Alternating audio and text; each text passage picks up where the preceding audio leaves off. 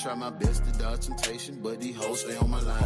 And I'm always after money, so my bitch complain about time. I try my best to make my mama proud, but never thought I did. Please don't let nobody lie to you. I took care of my kids. Yeah, these niggas might not fuck with me, cause they favorite bitches do. And I'm standing on all my business, what I look like Hollywood. Can't no nigga say I ran, can't no nigga say I told. You won't catch my name on no paperwork or beefing by no hoes. Shit, I know my family using me, but where else they gon' run? But they think I'm leading Dante wrong, but I treat them like my son. And I told them we gon' be rich, and I put that on my mama. And I'm stepping on everything about them, and I put that on the mob. For real, for real. I'm just trying to hit on my parlay. Then break bread with my people, I'ma make sure we all straight. I'm just trying to hit on my parlay. I take that little bag and flip it and make me a new play. I'm just trying to hit on my parlay. I'ma tell your bitch come on so we can go fuck on a vacay. I'm just trying to hit on my parlay. I'm trying to smack on a parlay.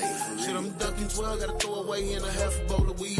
I'm on FaceTime with my mama, got a praying father, help me please. See, I'm on my second strike, that's why she tripping, she understand the risk. I put it on mama, she had my sister, but she never raised a bitch. Chasing out this bag, it made me lonely, money is my friend. Every scar I got put on my heart, that shit came from a friend. You might have fooled me once, but you will not fool me again. Paint on all these blunts, that's why I never ever smoke a mid. Money can't buy happiness, why niggas angry, mad, and broke. And hating on the low, be crashing by the hoe. Be talking down on another nigga cause they ain't got no motion. Or dick riding with another nigga cause their confidence is broken. I'm just trying to hit on my parlay. Then break bread with my people, I'ma make sure we all straight. I'm just trying to hit on my parlay. I take that little bag and flip it and make me a new play. I'm just trying to hit on my parlay. I'ma tell your bitch come on so we can go fuck on a vacay. I'm just trying to hit on my parlay. I'm trying to smack on a parlay for real.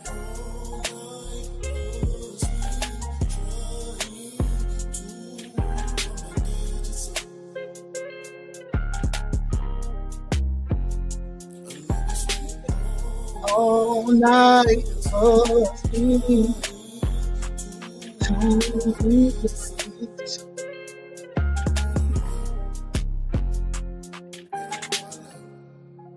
Hey, good morning, good morning, good morning. We are tapped in, we are tuned in, we are back at it. We done came in the back door, we done came into the goddamn on break room. How y'all feeling this morning? How y'all feeling this morning? God gave us another chance to be here. God gave us another opportunity to be great. God gave us another chance to correct what we didn't get a chance to correct on yesterday. Don't let them down. Don't waste the day. Don't waste the day not being productive. Don't waste the day drowned in what you didn't do yesterday. Don't waste the day on trying to figure out why your daddy didn't goddamn take care of you, or why your mama didn't come through for you, or why them friends that you call friends ain't never really showing up for you. Don't waste that day. Don't waste today thinking about what yesterday was.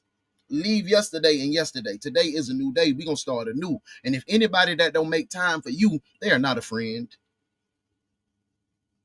If they don't make time to hear you, if they don't make time to see you, if they don't make time to lift you up, they are not your friends. We got a lot of associates wearing the friend title. We need to cut that. Because you're dragging yourself down. You're wearing yourself out. You're wearing yourself thin. I told one of my good friends this morning, and this friend right here, but this friend always like to talk shit to me. I swear, but they're a good friend. Straight up, I like friends like that. I like friends that they show up for me. When I was having a bad day, she'll like, yo, you're entitled to that day. When I ain't feeling my 100% best, you're entitled to that. That's showing up for your people. Showing up don't require money all the time. Showing up doesn't require you goddamn stop what you're doing, come quick, Craig's in trouble. Nah. Sometimes you just need to be on the phone and shut up. Let them folk talk. Everything ain't about you. It ain't about your problems. It ain't about your life. If every time you get on the phone, all you can do is talk about your accolades or your problems or your things, and you don't hear what's on the other line, you, my friend, are part of the problem. I find myself doing that sometimes. I find myself so wrapped up. I done got overwhelmed with all my emotions and my problems. As soon as one of my good friends who always show up for me, I begin to dump. That ain't what you do neither. Get clearance from your friend. Hey man, you're in a good headspace. Cause I got some shit going on I need to get your advice from. Don't just go pouring and dumping on folks, man. Don't do that. Don't do that at all. Hey, man, I hope y'all in a good place, in a good space, man. I'm happy you happy. I'm happy you sharing time with me. Thank you. That is the most valuable asset that we have here. Man, I'm ready to get up out the break room, man. Anybody bought some donuts? Ain't nobody bought no donuts, bro? I know Booby gonna talk to me about my sugar-free water, but I gotta go get me some ice. Gotta go get me some ice, and I can't drink no hot water. Ooh, I hate room temperature water. Y'all feeling good? I'm feeling good. I'm feeling great. Guess how many hours of sleep I got last night? We ain't gonna talk about it. We gonna keep moving. Hey, y'all, let's go ahead and get to let's go ahead and get this show started because we got a crazy case today. When we come back, I'm gonna be in the office, but we finna go ahead and call this roll. Before we call roll, make sure you spin by and check out the Highway Collection. We got the Royal Purple shorts. That's the highlight item of the week. $40. Use your discount code, you get a discount. I'm talking about high quality, custom, one of one, handmade by Tay. Young Tay made these. Tap in hwycollection.com. Use the discount code UNO. Get you a discount while supplies last, because these supplies are thinning out. Y'all seen I've been posting them. Folk got on them purple shorts. They rocking out with them purple shorts.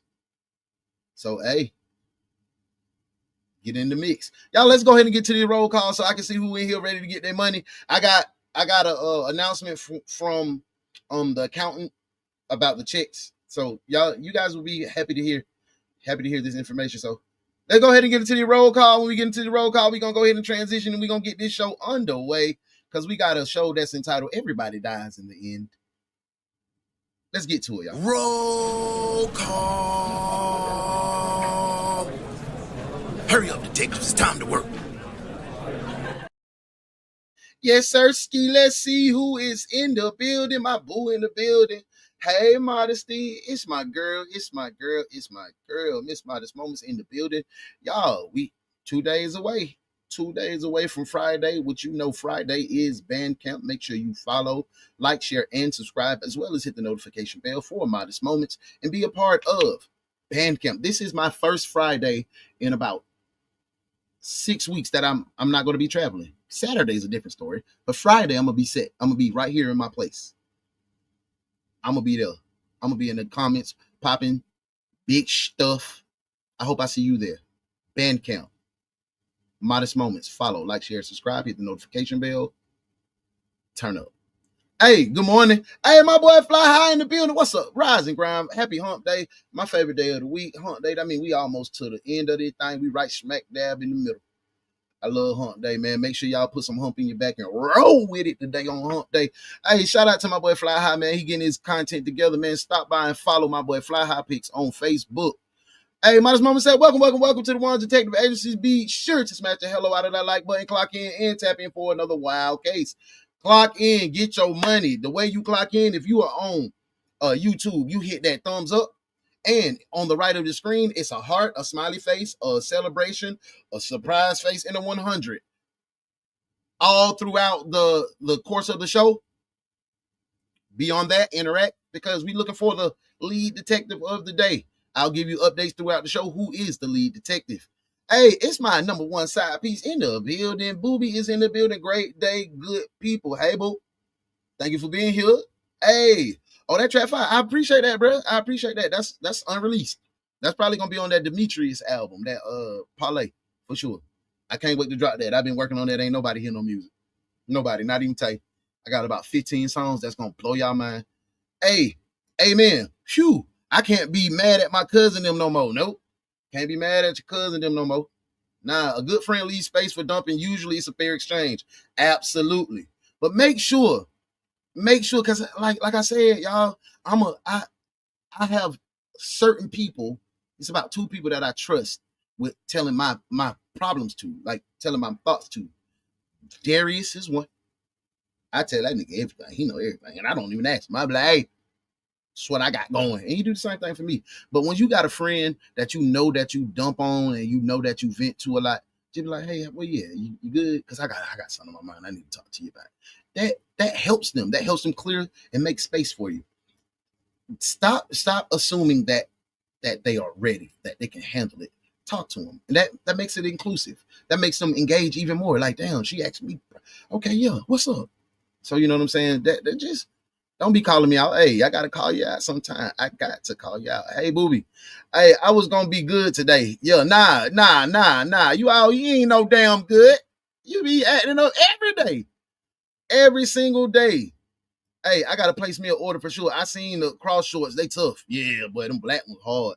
Taby, hey, my boy B say he did it. He did it, my bad, too early. Nah, you right on time. You need me to get these cuts out already, Beezy. Hey, y'all make sure y'all follow my brother, man. Beezy in the building, man. You know what I'm saying? He's a good, great content creator, part of the team. He got his own thing going too. It's CEOs. When CEOs link up, man, it's great things that happen, man. Follow my boy Beezy. You already know what he on. You know he a great artist. Like, share, and subscribe. You see it right there on YouTube. K Beezy.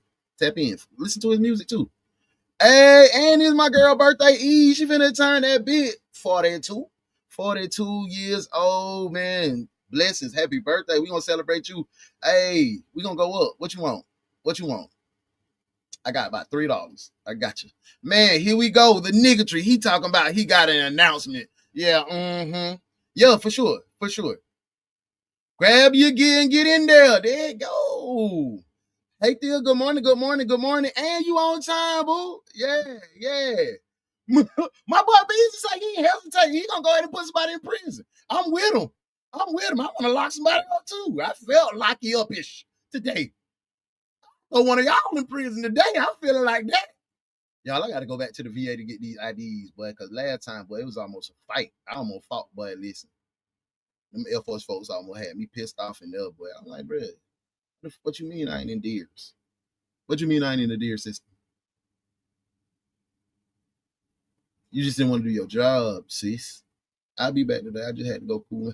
KB Hootie Hoo. Hey, my girl Sharon in the building. Hey, Detective Sharon. Hey, boo. I hope everything good, Joe Wade. I hope everything is amazing. Thank you for rocking out. You ain't missed a day yet. You in this thing, man. I play on. You planning on behaving well? No, y'all. You and Booby be lying. Y'all is not finna act. Look, side eye. Yeah, no. Where the party at? Uno, 3. Yes, $3. I got $3. That gonna get us something. Hey, make sure y'all follow the young CEO, Young Tay White, man. Make sure y'all go by there and check out our new drops. We got new shows today. We got about 4 new videos dropping today. Go ahead and put that thumbs down, thumbs up, heart, shit pile emoji if you rocking with the song. If you're not rocking with the song, I appreciate you. My girl, Miss T in the building. Hey, boo. Hope you doing good today. Hey, I'm in this thing. I appreciate you being here too, boo. Might as well tell him you want some peach. I got some of that. I got some of that sugar-free water. Hey, good morning, my brilliant detective colleagues. Y'all, I'm going to go ahead and do this before we get into the, I made some moonshine I can bring to the party. Okay, we're going to chain up. Yes, sir, Steve.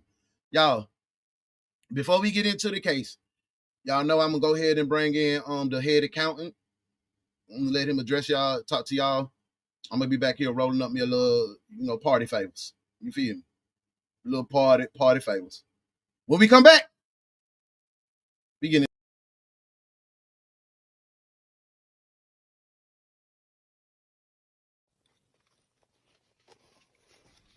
What up, Earl? Boy, you in here early. You in there staying there, Earl? Hey, this is Detective Early. I'm just getting the monions and checks together. Damn, Earl, you iced up, ain't it? Don't worry, I'll have that You got that new I'll have it out to Hellcat. you guys here. I'm in the evidence room right now. What you putting in your bag out the evidence from, Earl? I'm gonna have that out for you guys. I had spoke to corporate already, and they told me that I need to. Oh, hell no, Earl. We ain't get paid in 3 weeks. You don't know what you're doing. Get this situation taken care of. Can't have you guys coming to work. Look like you getting paid though, Earl. Work for free, so I got. What's all got them chains around your neck? Coming in too, so that's why I got a couple of these. Gucci shades. Couple of extra. Ring on every finger. So, got it in my bag. I'm gonna go put this in the. You stealing, Earl? Mail. Get that mailed out to you guys, and we ain't never getting no damn check.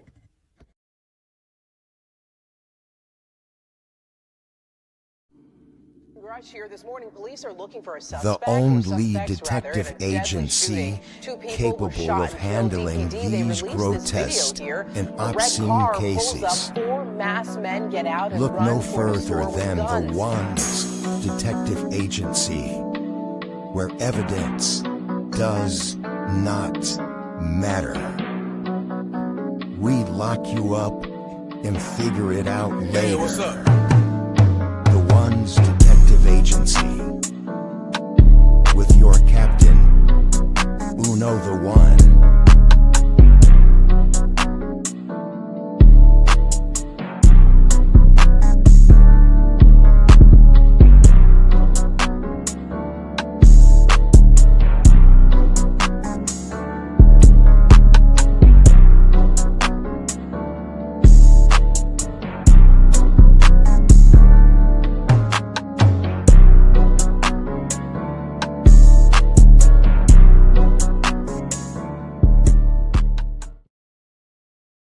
Now, I spoke to the head accountant. I hope everybody is okay.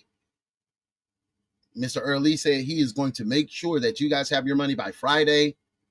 So, hey, guys, I've been doing everything that I could do to make sure that you guys get. Here y'all go. Here y'all go, this bullshit. Man, y'all trying to. Lord. What? You don't want no sugar-free smoke? Here she go. Here she go. Earl was trying to do his best. He did look like he was kind of stealing, but I got to check on Earl. Yeah, he had the money on though. You see, he had the rack aids. He was racked up. He got the money. Earl is stealing, busy. Earl stealing, bro. I don't know what we got to do to get our money, bro. Earl tripping, bro. Yeah, that's why he be trying to bring them stale ass donuts when he come in here. And then look, he ain't want to bring his ass in here today because he knew. I don't know what kind of happened. I told you I got these folk from the temp agency, man. I'm trying. Tomorrow, we gonna get these numbers together too, because y'all had said the XP numbers wasn't right. I'm gonna bring Charles Poindexter. He gonna get the numbers right. He been working behind the scenes to make sure everybody's numbers was right. So, yeah. I don't know. You knew it then, Demonis. I felt it too. Earl was stealing from us. The whole time he was stealing, man. Like, yeah, damn. We should have interviewed him before they agreed to. I don't want to be a detective anymore. I need an office job. Bruh, come on in.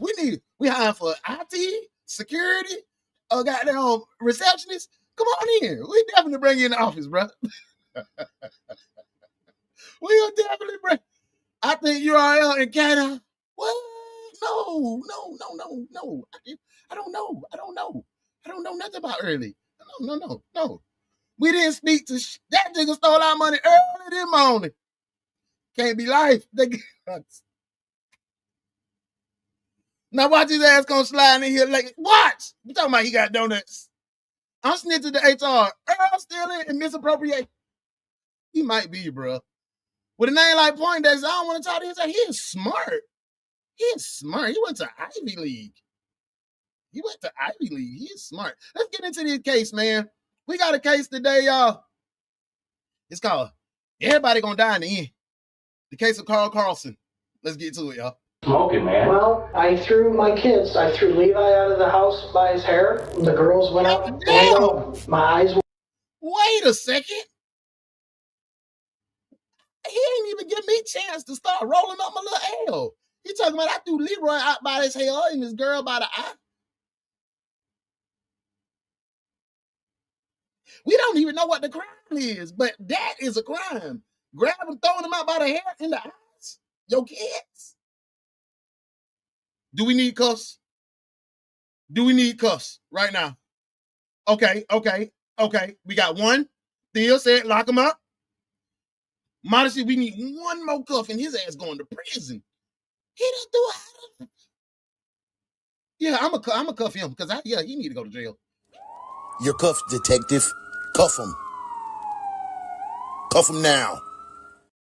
Were burnt shut. It felt like somebody hit me in the face with 5 baseball bats at the same time. I could be sitting 2 feet from you, and you're not there. You're not there. You are not there. It was pink elephants flying. You are not able to tell the truth right now. I need to put on a show to make it so nobody knows it happened.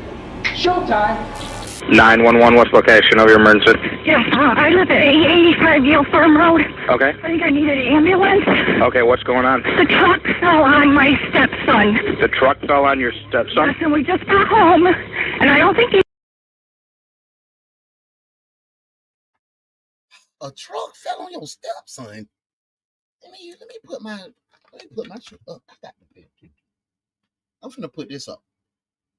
I gotta be focused. A truck fell on your stepson?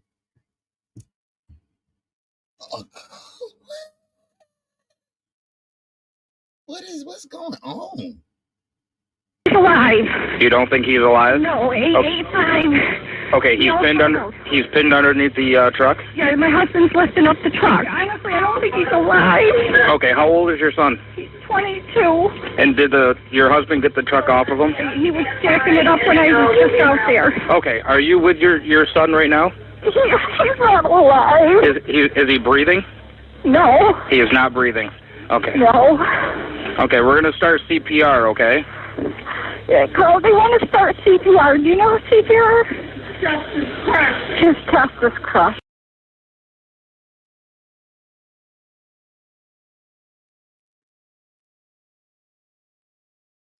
Truck fell on nephew. A truck fell on nephew. Stepson, so that got to be Karl. That got to be Karl real son. He talking about pink elephants and some whatnot. I don't think that truck fell on that boy. Karl kicked that goddamn jack from under him. Karl kicked that goddamn jack from under that thing, and that thing fell on that boy, man. Oh. Listen to the stepmama anguish in her voice. So I know she ain't got nothing to do with it. But Karl in the back, his chest is crushed. Like my son did. Yeah, I'm throwing up. I'm messed up. Yeah, Miss T, you blaming on pink elephants. I don't know what that's a hell of a crime to drop a car somewhere. I heard hitting. My mama tried to hit Connie with the car. She done tore up Jamaican poles. She done tried to throw some hot water and boiling grits on the nigga. Potash and Drano. That's my mama concoction. She'll whip that bitch up, slang it at your ass. But we ain't never dropped no car on nobody. Especially not my son. This one right here gonna be a doozy. My girl honestly said, what? Chest is crushed. Heartbreaking. Somebody kicked that jack. That's what I'm thinking too. I think it was all staged. That's what I'm thinking. Theo, I'm thinking the same. We still at 75.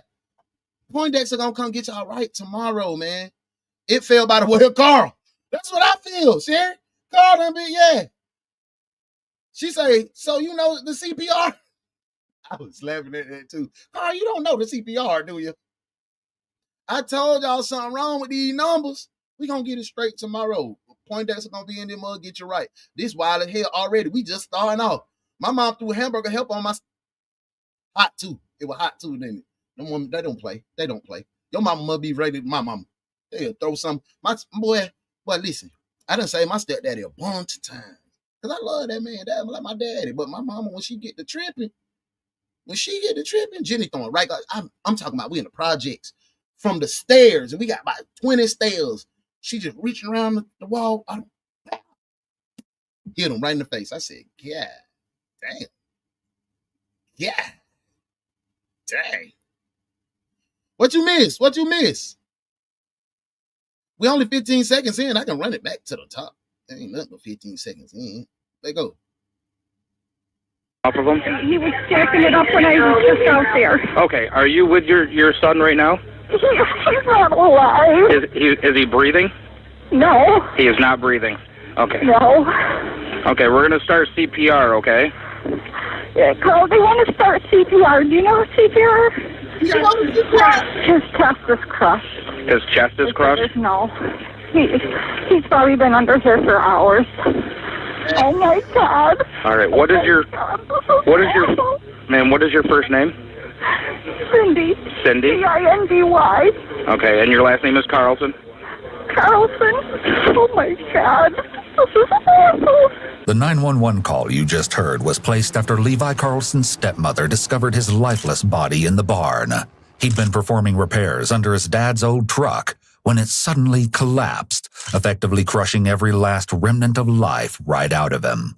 4 years later, in the interrogation room, years of unbelievable secrets would be revealed, exposing a story so shocking, you'll have to see it. Just looking at Karl Karlson's face. Anybody, mama, that named you two, your last name is Karlson. Why in tarnations did you name this boy Karl? He already got issues. Let me go ahead and hit the start. I ain't hit start over here on IG today. I hit it now. To believe it, what investigators would soon uncover was more twisted than they ever could have imagined, reaching much further than the... We got a six-way tie. Booby, Sharon, Miss T, Thea, Beezy, Modesty, 75. Tragic accident in his garage. The majority of the following interrogation footage has never been seen before. Oh, this is New York? Yeah, I think that might be the first New York case we had. Karl Karlson had joined the Air Force and was stationed at the Grand Forks. He already entitled. Anybody that joined the Air Force, swear to God, they better than the world. Air Force Base, located in North Dakota during the early 80s. Anybody ever been to North Dakota? Anybody ever been to North Dakota? Is it nice? I want to go there. I want to see it. I want to see all 50 states in the United States. I know a Terrell.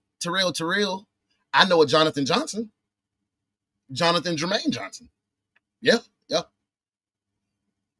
Over the years, he headed a variety of failed business endeavors, including raising horses and a gourmet duck breeding venture. According to his older brother, Karl was never skilled when it came to money management. Of course, this claim will take on a whole new meaning later. Is it a lot of black people out there? Later.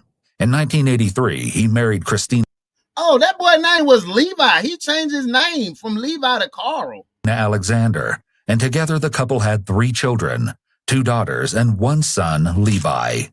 That marriage ended in disaster. Karl would marry again in 1993, this time to a woman named Cindy Best. The two met at a line dancing event in Seneca Falls, and they fell in love after Karl told her the tragic tale. Booby! So you know Karl. They say he be in a...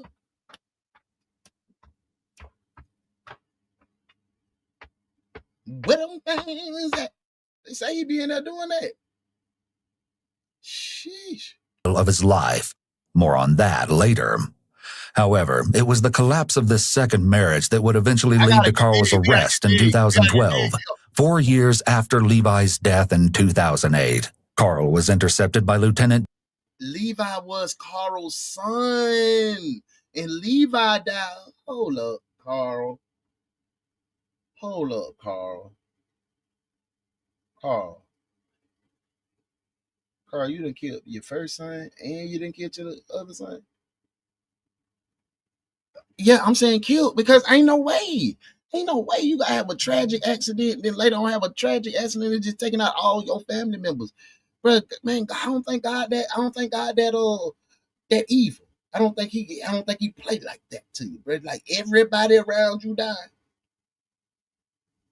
That's you, Carl. That's all you, Carl. John Clear and Detective Thomas Crowley outside a local restaurant in the town of Ovid, New York, where they asked him to accompany them to the sheriff's office to answer some questions. And they call him Bill, ain't it? Bill Williams. Yeah, I'm old Billy Williams. Yeah, call me Bill.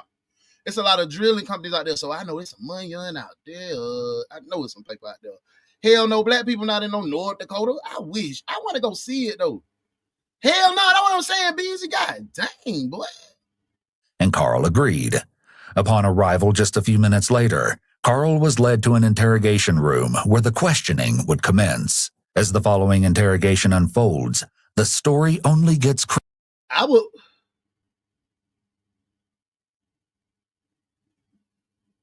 Dang, one of the little history dudes from that's big on TikTok. He just asked me to do a little video with him. He just sent me a message. So I think I'm gonna do it because he's doing stuff on my hometown on Brunswick about slaves coming in. And you remember how I had read the book Black as Fuck History, and it was telling me about the Marooners and the people who came on Neptune Beach in our hometown, the first 150 slaves to ever set foot in Glenn County. It was a rebellion. They got off the boat. They had already killed the captain. The boat made it to the shoreline. They got off the boat and they was met with 100 white people. They slaughtered them all, killed them all. Some of the slaves that were on the boat, they ran off and started making families off in the land, and they were called Marooners. They were called Marooners in the marshes. But the others decided to walk back to Neptune Beach, hold hands, and walk into the ocean because they'd rather die than to be slaves on the island. Real stuff. He dope. Let me see. His name is, in case y'all want to see, bro. Community teacher.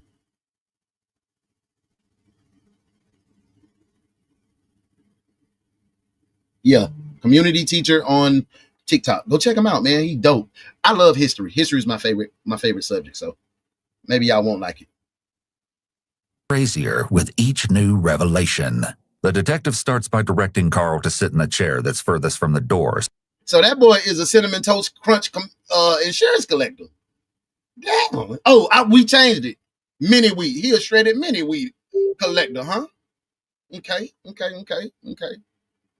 So he feels trapped in the room and ill at ease. The room is intentionally bland with nothing in it but chairs and a table. This is done to reduce distractions and make it feel like an unfamiliar and uncomfortable environment to add to the suspect's stress. The suspect then relies on the interrogator. Y'all, I got an important message. For those of you that are a part of the DaOnes Detective Agency's backline, it's been information put into the backline about the infamous boom boom stick. Y'all better go check it out. To ease the stress or amp it up as they need to in order to get the truth out of them. If you're a freak. Hey, Booby, you got carpal tunnel. I'm sorry. My girl, she said, I can't type with these nails. Hey, let me see your nails. I like girls that got nice nails. I love nice nails. When viewer, you may have noticed that the arrangement of suspects and interrogators in the rooms is not always the same. Different interrogators use different strategies depending on their own training, the rooms, the suspects themselves, or if they have safety concerns.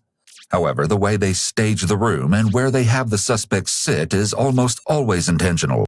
Y'all just seen that one where that lady was in a hoodie? I gotta let y'all see that.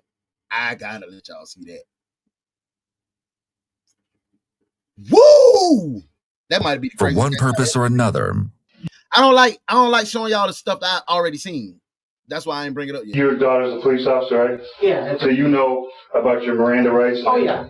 The detective mentions they know his daughter is a police officer to put on record the fact that he's likely familiar with Miranda rights and police procedure, or at least more so than the average person may be. Then he proceeds to read Carl his Miranda warnings. In the years following Levi's death, Cindy, Levi's stepmother, started to become suspicious that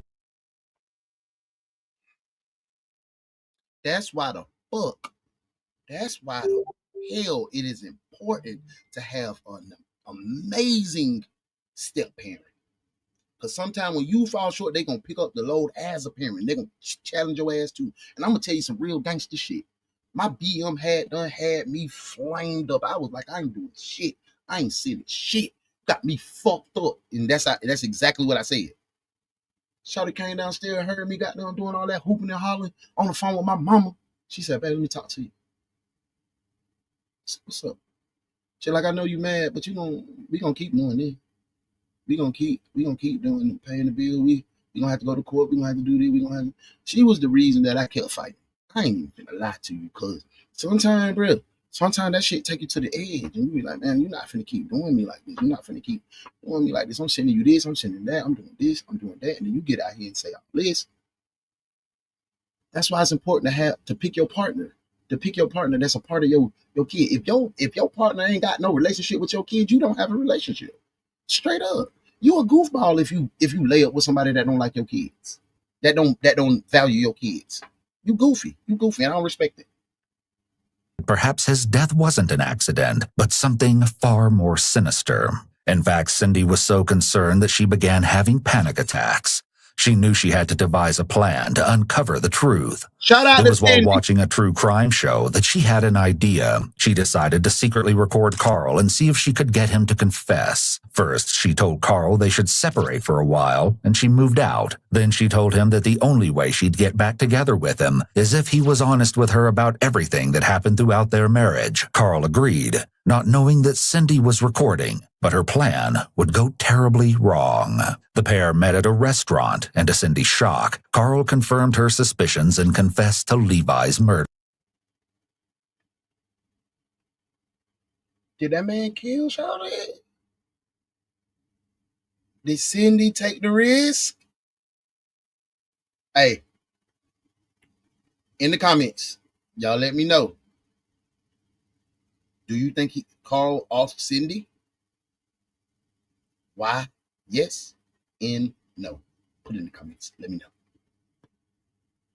However, after she took her recording to the sheriff's office, she realized Karl's voice couldn't be heard on the tape. Still, her suspicion led investigators to reassess the case. They asked her to record him again, this time wearing a wire. Cindy agreed, though she worried that she'd already blown her chance and that Karl may have been tipped off. Not only was she concerned that he wouldn't confess again, but that he might even try to kill her. Yeah. Regardless, the pair met again at a restaurant, and Cindy's worst fears were confirmed. Karl changed his story. You're sorry about it, right? Every minute. Okay, Karl, and I asked you if you pushed the truck, and you said yes. I didn't push the truck, I said I had nothing to do, but I said I took advantage of the situation once it happened. In a transcript of the conversation, Karl says that while Levi was working on the truck, he went into the barn and inched it up and then it slid.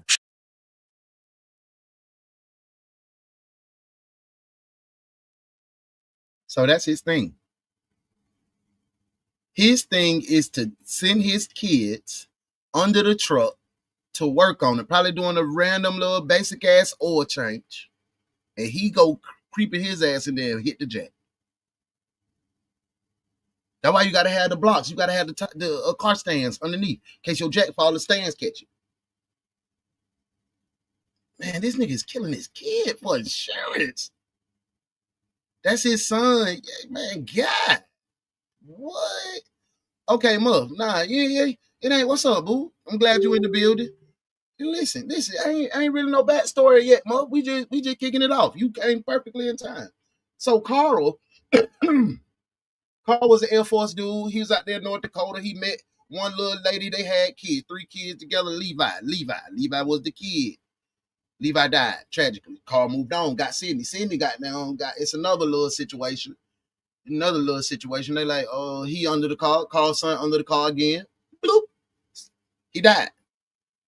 Fast forward, at the end, we just came in. Karl's other son got crushed by a car too.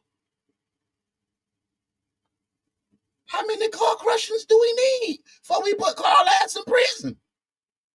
I'm talking about the real police. We already got Karl in jail. But how many car crushings do we need before we get him in prison?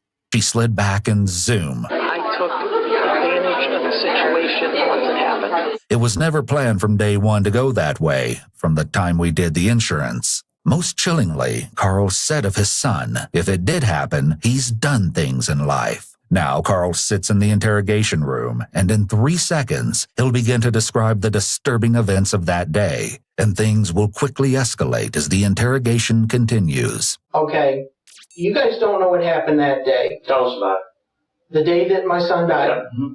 Her and I, we had a funeral to go to. Left at 11:30, 11:45, somewhere like that. It was on the other side of Seneca Lake. Son was there. Notice the way Karl says son was there. Yeah. It's as if he's checking an item off a list. Yeah, it seems very distant and highly impersonal. He ain't got a name, He didn't Karl? say... He ain't got a name, Karl? He ain't your son, Karl? He ain't none of that, Karl. my son, nor did he show any emotion or sadness. Karl, he ain't got, bro, your son ain't got no name. No name, Karl, nothing. He don't do nothing. And I need a backstory and her later. Boom. Lord, he done unalived her too. Yep, and killed the son. Still, he now knows she is trying to set him up. Definitely can hear him change his story. Yep, change the story up. That's Karl with the K. I knew we should have trusted him. Anyone that spelled Karl with a K, they different. That's his son, correct? Yep. Karl ass like to receive death benefits. Fly high. That boy was offing them folk off. He was Xing them out. Whole damn name deceiving. Hey, boo. Hey, my girl in the building, my little Vixen, the mob Vixen in there. Hey, baby dog, what's up, mama? I hope everything good your way. Glad to see you in the building. We just out here having a little court. Hey, and he still broke. As fool. That's why he keep killing him, because he blow through the 300, come back, get another 300, blow through that. He just blowing through that money on. I'm confused. There is 2? Yeah, he done killed 2 on 3. Because if we count the new baby that we got at the beginning, see, this went back to 88. This was an 84 and an 89 crime. Remember? Karl is offing them off. He's a real frosted mini wheat. He a real serial killer. Yeah, he going through the roof. She crazy. I wouldn't have tried it. Cooked up some fresh screen designs. You down to peep? Yeah, man. Drop them on me, Emma. Shout out for tapping in on Twitch. They say that's what them folks do to get rich. Yeah, she should have asked for protection. I need to apply to work in Horatio Kane down by Miami-Dade. Yeah, on God, they get paid. I said mentioning Levi. He helped me. We were working on the truck, changing the transmission lines, brake lines, the whole 9 yards. Talked to him, said goodbye. He was going to work on his truck later in the afternoon because he had to change something. I can't remember what it was. So then we left, come back a little after 4, and went out there and found it. Karl's story sounds very rehearsed. This may be because he's recited it numerous times to police before, or because he has a timeline of events or an alibi that he's created and is sticking to. The casual and emotionless way Karl discusses how he found his son dead is disturbing and a major red flag of guilt. No matter how many times a parent says those words, one would expect it to bring up emotions or sadness. Did you say anything before you left? Just see you later and thanks, or what, just. One of my very best friends passed away, man. And I watched him take his breath, man. You know what I'm saying? I got blood on my shirt for my boy. Shit. Just talking about it like this right now. It be tearing me up. Shit, my cousin Red died in prison. The police killed my cousin. They beat him because they couldn't fuck with him. That shit hurt me because I ain't even right. You know what I'm saying? Imagine if my seed passed. it's gonna be very difficult for me to talk about it. This man ain't got no emotion, no heart, no goddamn choking up a little bit. You done got 2 sons, slime ball. Yeah, you guilty as hell, Karl Karlson. So you had gone out to the car with your wife, and then you went into the barn? Yep, because I forgot to give him the money. Did you give him the money? Yep, $50 bill. Karl would pay Levi with Mountain Dew and whatever cash he had on him. Mountain Dew? Mountain Dew? Did that dude just say he paid his son with Mountain Dew?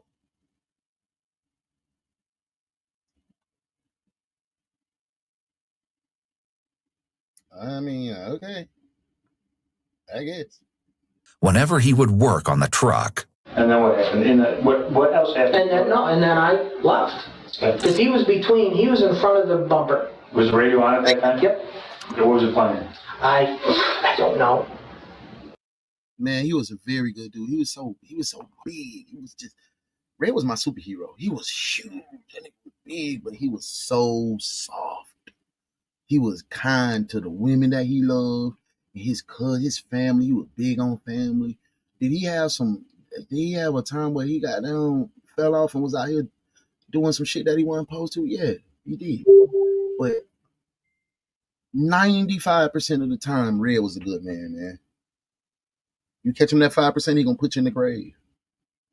That's what happened. I don't know. Okay. And then what happens? And then I left. You left with Cindy to go where? To her aunt.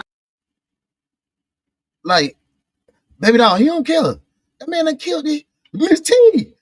That boy Mountain Dew. Boy, let me tell y'all one time. I got come to the office real quick. Come to the office. I gotta have a little conversation with y'all real quick. We gotta come to the office. Come to the office. Detective, in my office. Now. I love my family, right? I love all my people. I love my grandma. I love everybody. My great grandmother, Julia Brunswick. That's her name. I'm from Brunswick, Georgia. My great grandmother's name is Julia Brunswick. So she was, what she was on. She was on some slave shit. She was on a plantation. Her family was one of the original ones that came, because usually they named the slave surnames with where they from or what they do. Like, it's different. Go just look it up. But she had a big old property over there on Stonewall. She owned the block. From the fish market to the stop sign. She owned all 5 of those houses and one house across the street. Don't ask me how my grandma got all these properties, but she had all them properties. So me and my cousin Sean was tasked to go on top of all the houses, sweep them down, sweep all the leaves off of all 6 houses. We swept all the leaves to the ground. We did that. Rake all the leaves in each yard. Put them in bags, put them beside the street, cut the grapevine, pick the grapes off. She had a grapevine in the back of one of the houses. Pick the grapes off, put them in the house in some water so she can clean them. Trim them down. Cut the grass. Blow off her porch. Blow off the cars from putting the leaves on the cars. And she was going to pay us. Man, my grandma, we did all that shit, man. We did all that. We started at 7 in the morning. We got finished probably about 8 or 9 at night. My grandmother gave us a Burger King cup with the bottom about to fall out, because she rinsed out her Burger King cup. She never threw them away. So you still taste this Dr. Pepper in this cup, no matter how many times you rinsed it, because it done been in the paper. She gave us a Burger King cup of water to split in $5. To split. Boy, my mama say, you'll never go over there to another piece of goddamn. So I know what it feels like to be paid in some bullshit. But Dr. Pepper, Mountain Dew, that's too much. That's too much. I believe it was, to the reception, just a short time. Then we got back at it was after 4. I went out in the garage, and because we were surprised he was still there. Yeah. If the truck is this way. He caught that case with my pistol. I walked up on my cousin. He said, DD. He said, DD. I'm telling this story. I ain't even never tell nobody, but he on my head. He said, DD, boy, you know these folk ain't trying to fight me, bro. They drawing down on me. And shit, I was 5 years in the service, but I was scrapped up. I got a 40 on my hip. I got a 45 on my hip. I had just 3 days before I bought my 40, Smith & Wesson's 40 caliber. And I had some goddamn illegal bullets in my shit. They were the cop killer junks. I said, Red, you get caught with these, bro, you gonna get 2 years per bullet. He said, oh shit, DD, what? I gave him the 40 on my waist because he said they'll run up on him because that's my cousin. He protecting me. So shit, I want him to be protected. I gave him that pistol. I said, shoot them bullets out, Red. He like, I'm gonna do it, DD. Love you, bro. I love you, bro. I'm my nigga, bro, forever. I love you. Gave him my tape and my first mixtape. We went in the crib. We listened to that shit that last time I seen my cousin. 3 days later, he had mine. Went to a baby mama house, did what he did to them folk. With my pistol, they asked me, where'd you get this weapon from? He never told. That's how he got them years. That's how he got 14 years. He never told. He never said a word. Never said a word. And that's why I was so scared to write him. Because I didn't want him to tie that together. You know what I'm saying? And I never got a chance to tell my cousin I'm sorry. So that's why I be fit. That's why I be so fucked up by Red. Yep. Let's get back to the story. He was laying this way. Mm-hmm. And then I went in, yelled, banging on the door, and told her to call ambulance, and started jacking it up, and she come out. You know, there's no doubt about. I mean, the only jack that was there was the big railroad jack, which is my father's, and it was an old one that they used to use way back when. I guess what we were told is it lifted up the old railroad irons. They come in, tried doing CPR, and so Karl, not only did you give your son faulty equipment, this is for a railroad. It's not for a vehicle. So they slipped off those vehicles. It didn't have no way for that car to remain on that jack. So you knew exactly what you were doing. You planned that to a T. To a T. He was already gone. And they said he had died right around 1 or 2 o'clock. It's right on the death certificate and all that stuff. I just gave myself anxiety. I just gave myself super anxiety. I gave myself anxiety bad. And I asked him, I said, you know, and it's a question you hate to ask, but it's like... Well, let me tell you, let me stop you right there. The detective's trying to get him to stop denying the actual time of death of his son, which is at a time that likely exculpates him. This is a step of the Reed technique. Letting the suspect deny their guilt will increase their confidence, so the interrogator tries to interrupt all denials. What we know to be true is you pushed that car over. I did not. Well, the only thing that remains to be found out is what the reasons were. Here, the detective uses the first step of the Reed technique, called positive confrontation. The interrogator presents the facts of the case and informs the suspect of the evidence against them, implying in a confident manner that the suspect is involved in the crime. The suspect's stress level increases, and the interrogator may move around the room, invading the suspect's personal space to increase the discomfort. No, here's the thing. You confessed to your wife. I lied to my wife. Nah, Smitty. Changing out that brain carburetor around here, boy. You got a Marlboro and got give me that natty light, you know. I like them natty lights. Bring them over here. Yeah. You look just like your goddamn daddy. Ooh. If that were the case, why would he confess to a murder he allegedly didn't commit? It makes no logical sense. You have her wired?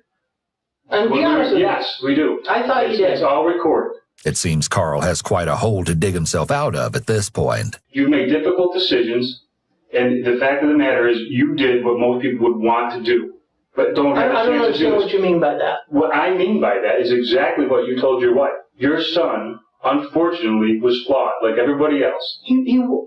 And just like you told your wife, he beat whoop beat whoop doop bleep. Yeah, Carl. And multiple times that you did what you had to do. You took an opportunity to benefit your family. The detective is trying to align himself with Karl and normalize what he did to his son as a way to make Karl feel more comfortable and therefore more likely to talk. You cannot now take those words back. You can't do that. Well, it doesn't benefit your family. It's completely against your character, and it doesn't help you any. You were at your finest moment when you were making decisions to benefit your family. He's developing a theme, which is another step in the Reed method. The proposed theme is that Karl killed his son to benefit his family, and that he confessed because he's a good person. They call that murder. I never called that murder. I do. That's what you're nervous about now. No, you're afraid that you did the right thing, and now you're sitting here saying, "Oh my God, I'm trying to help my family, and now I'm in trouble." Okay. What do you call it? We want to find out what's in your heart, so we know what to call it. I would call that murder. Why don't you talk to us about what really happened? And then we'll tell you what to call it. I would call that murder. The theme is not one Karl is latching onto, as he knows that in society, it's not morally justifiable or legal to kill for money, even if it helps your family out. Many psychopaths understand what society deems acceptable. They just don't follow those rules. You don't kill your son. You don't kill anybody for money. Listen, who said anything about money? What are you talking about? Both He told on himself. He just told on himself.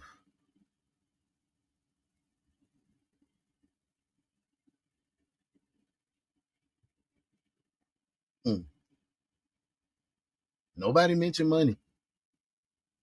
Nobody mentioned money yet. Karl just told on himself.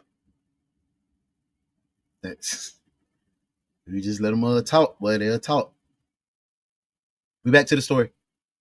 Detectives feign surprise when Karl mentions money as the possible motive, stating that they never said anything about money. The money Karl is referring to is Levi's life insurance policy, a hefty sum of $707,000.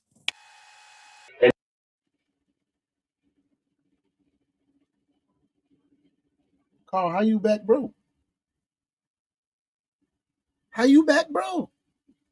How you back broke, bro? How you back broke? How you back broke? How are you back broke? You pulled off the ultimate heist. You sacrificed your son for $707,000. In the military back in the day, if you die, they talking about you get $450,000 life insurance. You know what I'm saying? So $450 is smooth. But you got Selma. And you did it twice. Karl. And nobody thinks because of what happened to Levi that you're any less of a person. I actually think in my heart that I have children. And it must have been the most difficult thing in the world. But you were able to do it. And I'm not saying it's right. Don't get me wrong. Bruh. You're cuffed, detective. Cuff him. Cuff him now. We had to put 2 pair of cuffs on Karl. I don't want him to get away. I don't want Karl to get away. How the hell he got away for the first 2? I'm saying that you made a difficult decision, and now you have to live with that decision. Instead of saying he murdered his son, the detective is portraying it as a difficult decision Karl made to try to get him to start talking about it. I'm not asking you. I'm telling you what we know to be true that came out of your own words. You pushed the car over on your son. You said it. We've heard it. It's a matter of evidence, along with several other things that will prove the same thing. Do not make yourself... Look, Karl stuck. Karl stuck. He like this. Bitch, how you knew that? Look like a monster. You.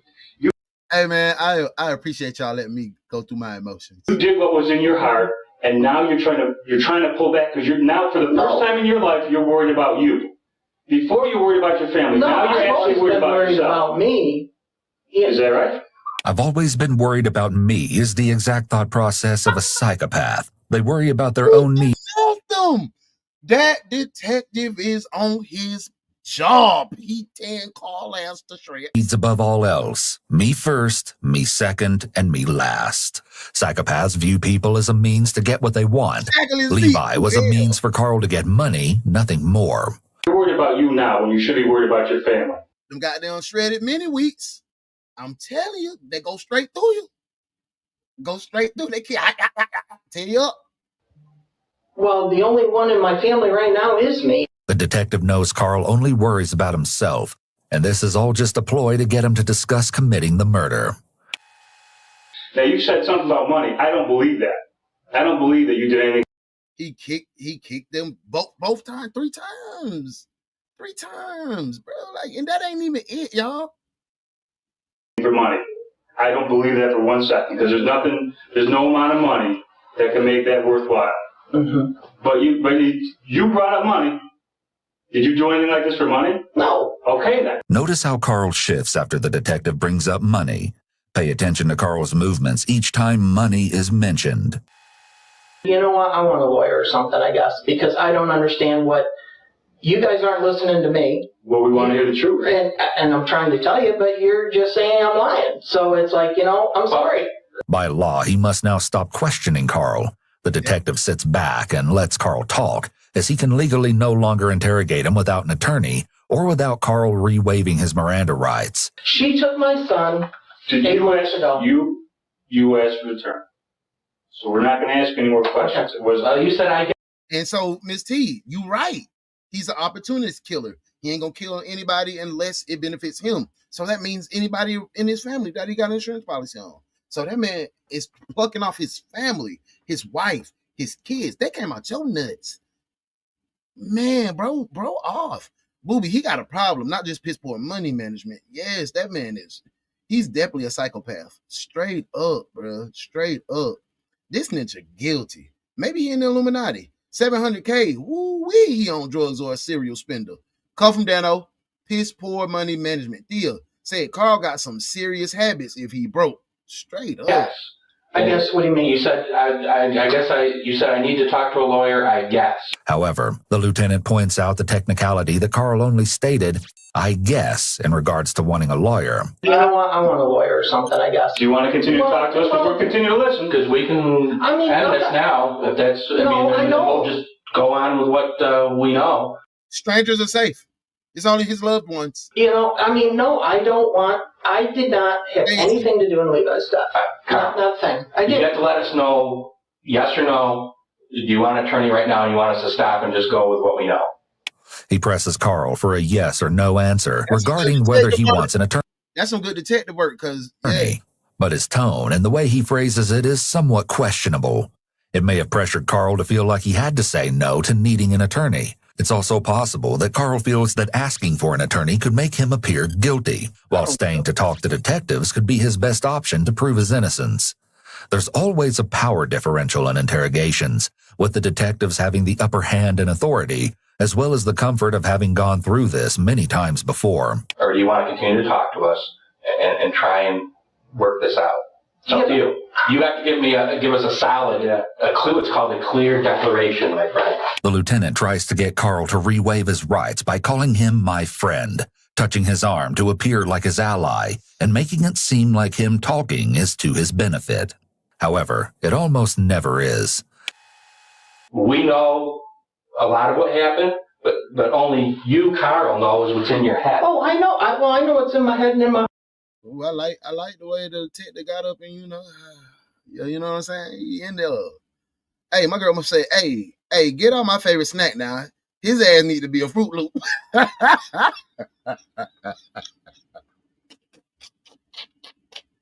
Nah, I like them loops. I like them loops with the marshmallows.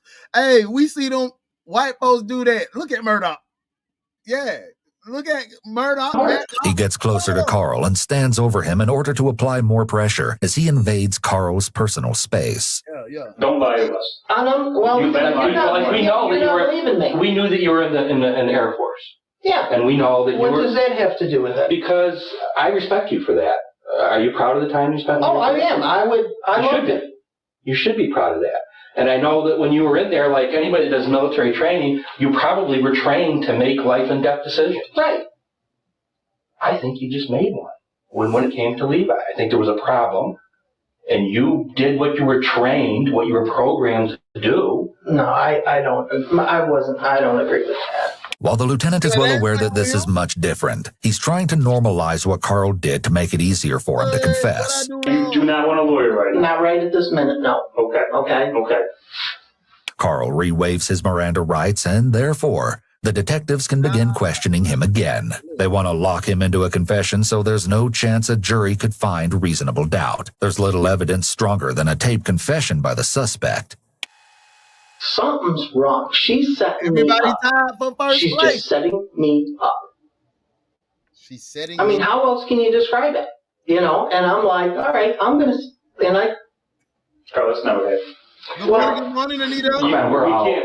Thank you for being here. Good morning. We're adults and we're professionals, and what you're doing now is you're trying to backtrack. He likely believes that the strongest evidence the police have against him is that he confessed to his wife. So he's... Make sure y'all clocked in to get y'all money. Y'all seen Sergeant Early. He gonna send you your money. trying to undo that confession. The detectives immediately shoot down his story that he was set up and refuse to let him use that theory. It's not just your own words. We have corroborated that with physical evidence. So it's when you're telling us I didn't do it, it's like you telling us that there's not a 500-pound gorilla here. If there was a 500-pound gorilla sitting right here, it would be the same thing as you saying he's not here. You know, you weren't there. Well, tell us what I spoiled my son. Okay. Levi terribly. Yeah, she don't want to file a complaint with goddamn on Purnell. Security. How was his life? I mean, Levi. The detective asked Karl about Levi to... And y'all know Modesty laying up with Sly D already. And now Booby laying up with Purnell. So they got the upper hand. They be... try to get an idea of how Karl felt about him and get him to explain how he was a drain on him and the family. Then he can tie that back into why Karl wanted him dead. Levi and Karl were known to have a strained relationship. In fact, by 16, Levi moved out of Karl's house. He was married at 18 to Cassie Hone, and the couple had 2 daughters. After 5 years of marriage, they were divorced, but you killed your... Damn. Levi was said to love being a father. He was seeing his kids more. He was paying child support. He was doing the whole 9 yards. You know, I mean, it was what a father dreams of. This backfires, and Karl begins telling them how, before he died, he was doing great and had finally turned his life around. This makes the theory less plausible for the detectives by what Karl is saying. They will have to come back to this topic to discredit him. You know what a lot of people think? You know what a lot of people think that are involved in this? No. They think that you took that insurance policy out and that you did this for the money. I don't believe that. No. The detective is separating him from the motive that he did this for the money. Everyone in the room knows that is why this was done, and this is just a tactic. That's what I'm saying, Sharon. Bruh moved out at 16 and got married and was married for 5 years, had a good little family, and you kicked the jack on his head. You a dog. To have Karl You a dog. That's the words. You a dog. You got to say it like that. You can't say you a dog. You got to say you a dog. Like twist your mouth up when you say you a dog. Practice in the comments. You a dog. You a dog. Confess with an alternative reason that is less reprehensible. No. That's what they think about it, though. Think about why do people think that? I know. Oh, believe me. I went through the same thing when my wife died. When did you wed? 1990. That boy Xing out everybody. That boy Xing out everybody. Man, pull up all them cases, bro. Check it, grandma. Check it, grandma. Pull up all them cases. Everybody that died. We got to go exhume them. We got to pull them up. We got to do some DNA in their bone structures. We got to see what's up, bro. This nigga done did something to him. Make a mental note of this. We'll return to the subject shortly. He moves his hand to rub his upper chest and shoulder area, and I'm sorry. I'm sorry. I'm wearing my emotion today, so you can see it on my face. You can see it on my face. Keeps it there for around 4 minutes, which could possibly be a self-soothing behavior. It can also be an indicator that Karl's body heat is increasing. Yeah, that's a good one. I like that one, Theo. That was a dog. And say it at your workplace. Did they piss you off? You a dog. Just like that. And you got to shake your head when you do. You a dog. And look them up and down. You a dog. Yeah. They piss you off at work today? Yeah. I like that one too. You a dog. Yeah, see? That Oh, popped out. I like that, Sharon. He's a family serial killer. He's just killing off his folk. He's a family box of Frosted Mini Wheats. He just eat them. That's all it's mine. I ain't gonna mess with nobody else. He offered his whole family for some money. From stress. This is where any nigga that's in love with money, but you can't be around me. You can't be around me, because you would do anything for that change. Phrase hot under the collar comes from. We can prove right now that it was you that forced that car over. To me, they gonna send our ass straight to the dog. You a dog. Yeah. You know, I think you did it out of a father's love. The detective is now using the alternative theory technique, where he offers two. You ain't cuss him. You ain't cuss him, Theo. You ain't cuss him, though. You a dog. Two motives, one being that he did it for the insurance money, and the other that he did it out of love, to try to get Karl to latch on to the less morally despicable explanation. And there's no way a man can do it for the money. No, there's no way. When you come in here and lie, yeah, but I gotta think that. No, there's no way. There's no way. Yeah, sorry. Right. Well, then you have to be honest with us and tell us. I am.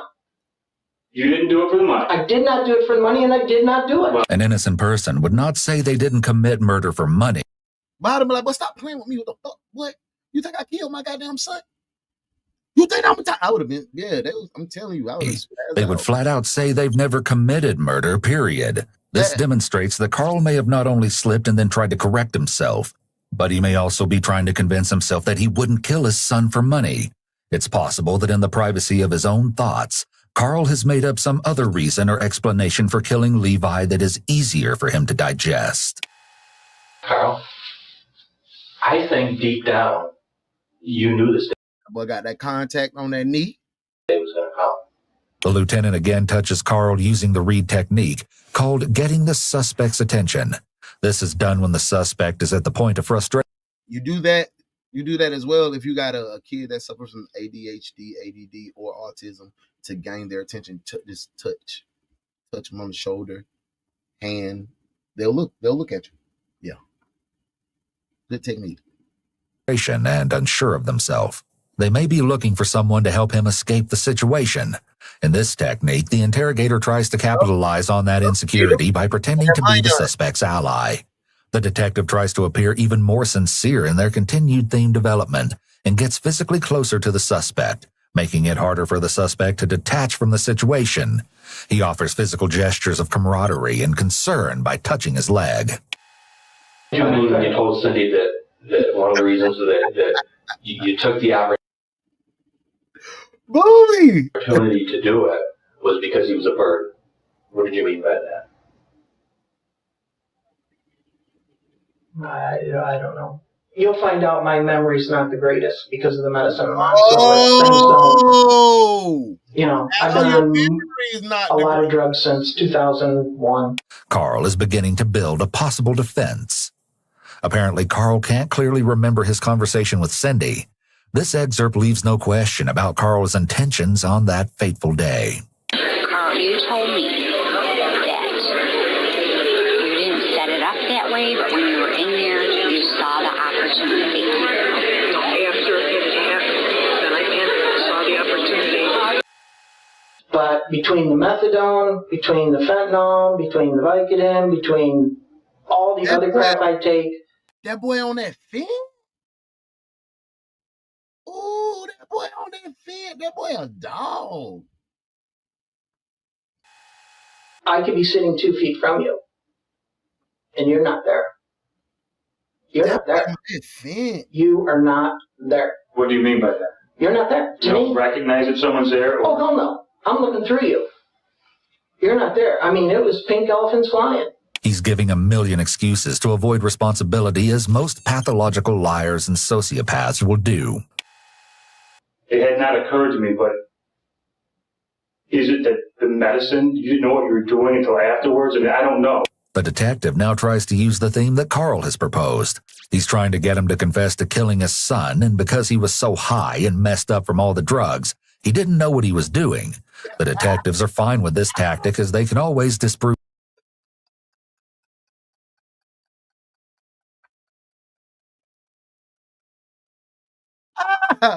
Yeah, not Karl with a K. Karl with a K, a dog, man.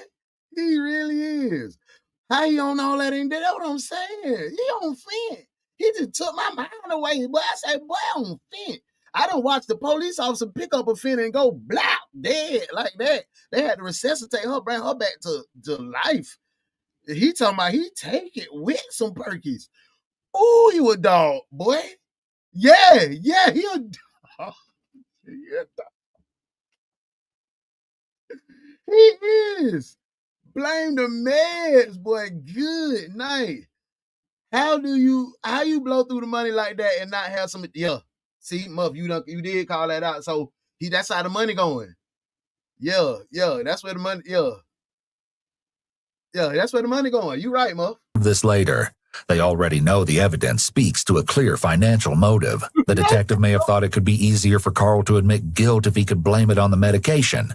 Notice Karl leans closer to the detective. This theme may be one he'll latch onto. Is that what happened? No, I don't. No, is that what, we know the act. Straight up, fent smoking, frosted mini wheat dog. That's what he occurred. We don't know what's going on in your head, and that's what today's about. I don't know what was going on in my head back then. No, I think we should talk about the insurance.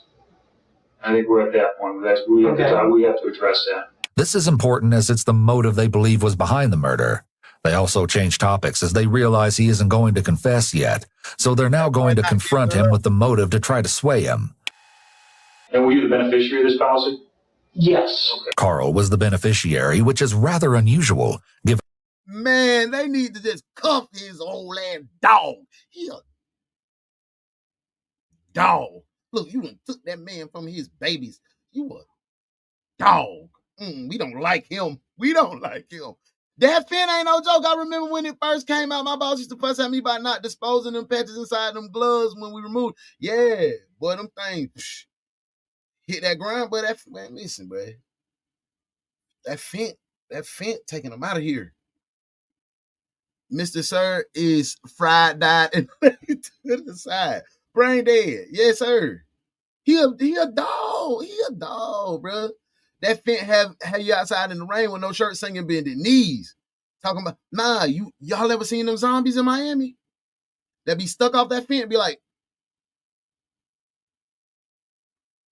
for real, be stuck off that fent, man. That's and the fact that Levi Rich homie Quan, bad pill, fent, gone out of here. Them boys, that's what they getting hit with, them dirty ass perky pills on that fent.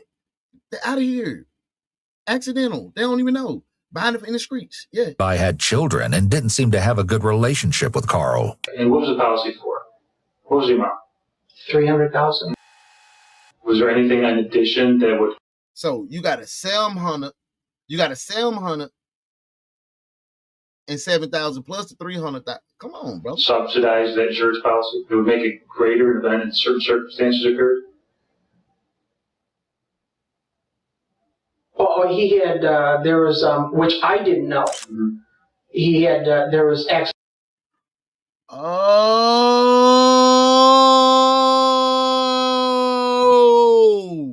so the insurance policy for real was $400K, but if it's accidental, he added another $300 to make that thing. Ooh, that boy got $707. Boy, you ate. You a dog, boy. You a dog. Accidental death, which we didn't even talk about that I know. But were you there when he signed that?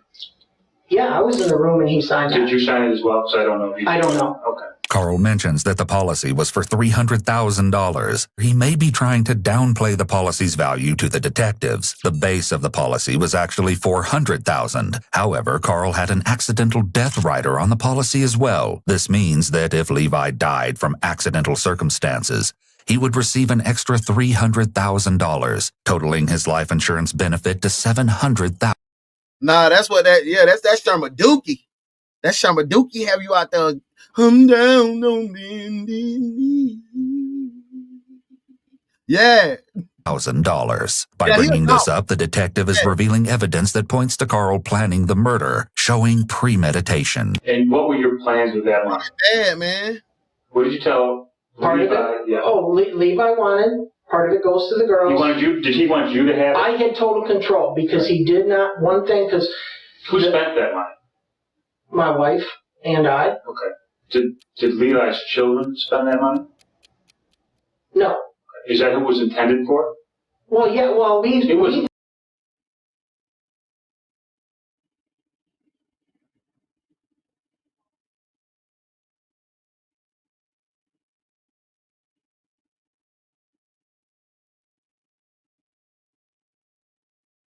Insurance ain't get no money.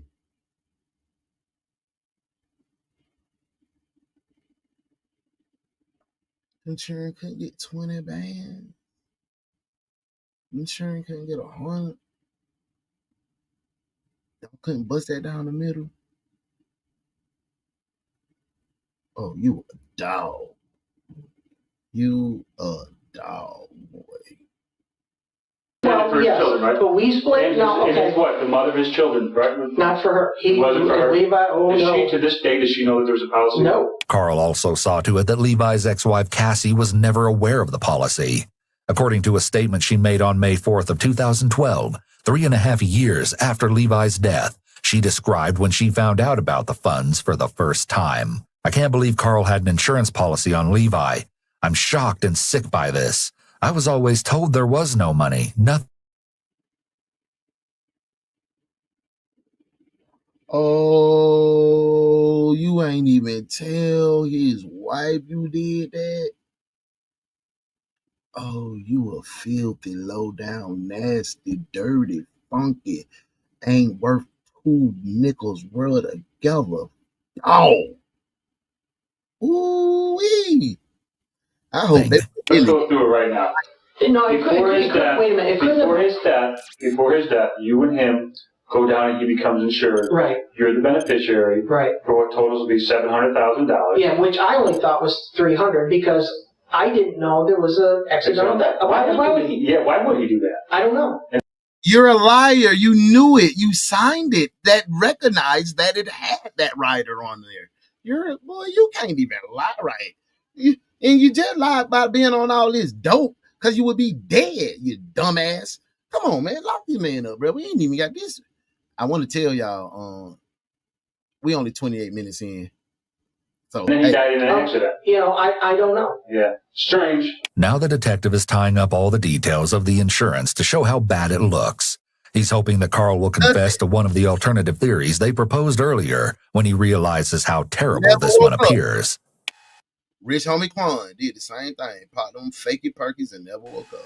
I know you guys want me to just spill my guts saying, oh, I pushed it over, I killed him, and I can't say that because I didn't. Although you have said that. I played the game with her. Okay, what's that game? The game is like, I wanted to, and mangy, dog. The game that I didn't understand. How did this game work out? You say it was a game. Tell me what's the game?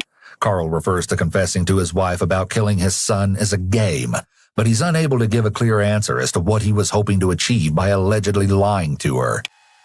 What game were you playing? And what about Damn. That sounds like, and I'm not trying to be funny, but that sounds like a First 48 title. Songbird sings her last song. Damn, buying them dirty perkies, man. Them dirty perkies been taking out all the good people, man. His son ain't even signed that. I thought he did. His son signed it and he signed it. You know what I'm saying? Damn, that's heartbreaking, Marty. It is. It very much so is. I was saying, is this a trap? What about that part? Because I knew it was. You know what they call that? Yeah. Consciousness of guilt. What woman would have you admit to doing something like that and lay next to you at night? I said, I certainly wouldn't. I said, if you're going to do it once, you're going to do it twice. Mm. So how did it break out from that point? We put... And then a couple weeks later, I sit down. In the background of Karl's interrogation, a woman's voice can... I know. I have a weird way to deflect. I deflect through laugh because I haven't been through so much pain. I just like to laugh. Sorry. It's just my way of deflecting. Be heard. This voice is believed to belong to his wife Cindy, who may have also been speaking with investigators in another room at the same time as him. Though the voice hasn't been confirmed to be Cindy and much of her conversation is muffled, there are two things that can be heard clearly. It sounds as though she says, "There's no doubt in my mind that he did it." And see, you might be right because he moved out at 18. Wifey, yeah, so I'm pretty sure, thinking about it now, like you said, Miss T, if son really would have signed that, wifey would have known because he would have went home and said, Dad just took out an insurance policy on me, 400,000, 300, 700 if I got there and kicked the bucket. Don't be trying to kill me, girl. You know what I'm saying? So she would have been made aware of that. You make a good point. See, that's why you a good ad detective. That's why I hired y'all. Followed by, that was y'all gonna get y'all money in for sure. His fault. They had There's no doubt in my mind. once he was more afraid that Cassie was going to get money, that she could get her hands on it. In the event that something happens to Levi, Karl expressed that he did not approve of the company that Levi's wife kept and didn't think she was responsible enough to oversee this kind of money. You know, and it's like, you know, and it was his call. I mean, I sat there and, you know, sort of threw my 2 cents in, but it was all his decision.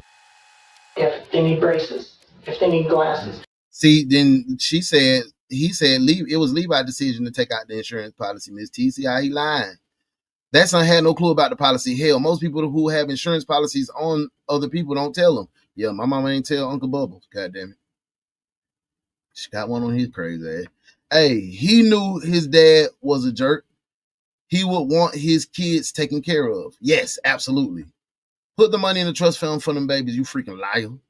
On God. If Cassie can't provide something, that money, and Cassie is always known that if she gets in a jam and needs something right now, and it's for the girls, I will get it. To this day, does she know that there's a policy? No, he did not want. And has his children benefit from that money ever? No, and it wasn't supposed to be for now. You know? If she feels that when Cassie's come to you before for money? She's never come to me for money, no. Have you offered to give her money? Yes, and I've offered, and like I say, I take out meat to him a lot. How many times do you think you've done that?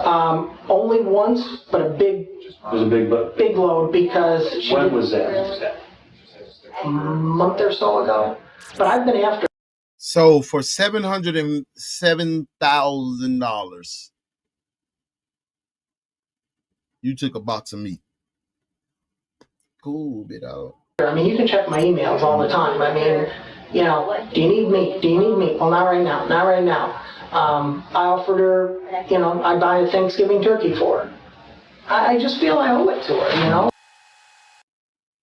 You feel you owe her meat, but not money. You feel you owe her meat, but not money. And I know she's struggling. Karl admits that his 2 granddaughters haven't received any of the money. However, despite this, he tries to portray himself as being generous because he once bought the girls and their mother a Thanksgiving turkey, and he took meat to them as well on one occasion. The detective and lieutenant casually chat with Karl to continue to build rapport and to lull Karl into a false sense of security in their presence. If he's comfortable and relaxed, he'll be more open to talking with them about the subjects that are actually important. Also, they're establishing that his memory is good, contrary to his hinting that his medications make him forget things. I've had some of the tallest horses in the world, and I've had the biggest mare in the world. She weighed 3,200 pounds. She ended up dying, but the bone in the foot rotated, and the bone come out the bottom of her foot. Oh. And, I mean, did that cause her death? No, she died in a fire. Karl begins discussing a barn fire. The bitch kill horses too. He a nasty dog. Come on, Karl. Come on, Karl. When does it stop, bro? That killed his horses. And this is where the story starts to get crazy. Oh. It was a barn fire proven that it had the old cloth wiring in the barn. He makes the extra step of mentioning it was proven, which is rather suspicious. No one asked if the fire was investigated, and him throwing that in shows a consciousness of guilt. Cindy offered her own account in a statement she provided to law enforcement in 2012. It stated how Karl got caught up. Yes, I am. Hold on, I can't see the top. CPS told me that they told me where they were because Karl hit Levi and made him pick up the Game Boy that Karl destroyed. I was named the subject in the report because Levi was home while it happened. I was not home. I was in Canada. I can't see that out the house. It involved some type of allegation between Karl and Levi. I can't remember what allegation was at the time. In November of 2002, we had a bonfire at our house. That night we went to bed, and all of a sudden Karl got up in the middle of the night and went downstairs for a few minutes and came back upstairs, got in bed. I asked Karl what was he doing. He said he had to go down to the bathroom. I thought that was weird because we have a working bathroom upstairs. He laid back down. A few minutes later, he shot out of bed and looked out the window by pulling the shade and said, "Call 911, the barn is on fire." I'm a very, very light sleeper. I never heard any noises. Karl told me he could hear the popping noise, and so he looked out the window. Later, I asked Karl how he thought the fire had started. He said, "Blank are two baby horses from their mother." Karl said they would. I can't read the rest of that. It's broken up. We lost all the horses and the barn. We owned the largest. I guess that was the mare he was talking about. She was insured for $30,000, and the barn was insured for something. In the middle of the night, went downstairs, 60, then returned to bed moments later. He told Cindy he'd used a downstairs bathroom, which she found odd. Karl, a dog, boy. Within a few minutes, Cindy stated, Karl leaped from bed, looked out the window, and told Cindy to call 911. The barn was on fire. In the barn, there was no flame. It was just smoke. Okay.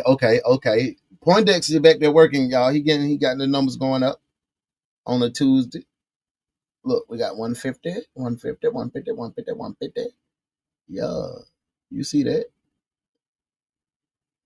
Booby, Sharon. Who is this? Oh, that's Miss T. I said I couldn't see it backwards. Thea, Modesty. All right, y'all all tied for 150. Then Miss Anita, then Muck, and Beezy. Yes, Sirski. Okay. See, my numbers working. I mean, it was just Poindexter smoke. There was doing no his thing. fire at all. And why'd you come running out of the house? Because no, there was an orange glow. Wait, was there smoke or glow? Hold on. Getting back.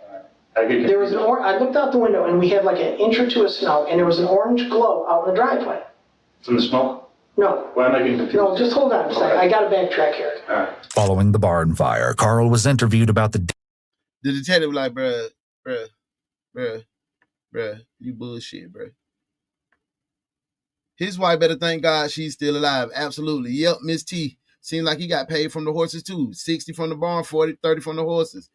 He at least had a policy on the home, which would include the barn. He got paid for the barn and the horses. Everybody always a tie. Phew. Booby, we gonna fight. Phew. But someone said it earlier. That's how them folks get rich. Yep. Straight up. Karl is a dirty, low-down, good-for-nothing, jack-legged son of a gun. Dog. Yeah. His story's stupid. He can't see the barn from his house. She was next. Absolutely. Details of any insurance policies he had on the animals that were killed in the fire and the barn that was destroyed. The purpose of the interview was to gather background information to determine whether or not Karl had a legitimate insurance claim, or if the fire could have been intentionally set. In this interview, Karl talks about the discovery of the fire, which has slightly different details than the story he told detectives. Who actually discovered the fire? I did by looking out the bedroom window. Your bedroom faces the barn and the buildings involved in this fire?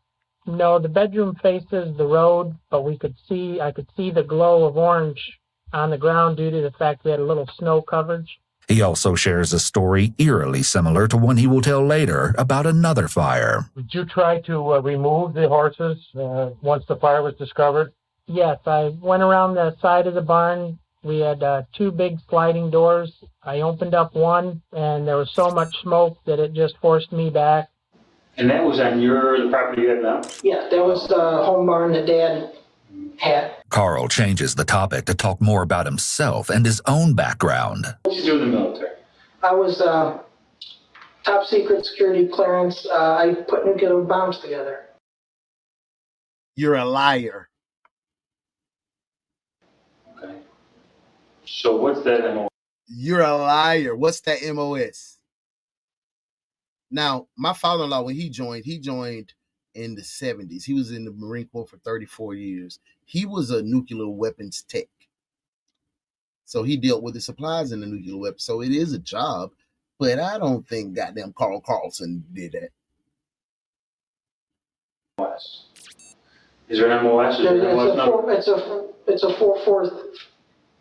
4433OG-4 blah blah blah blah, and there's other things that. No.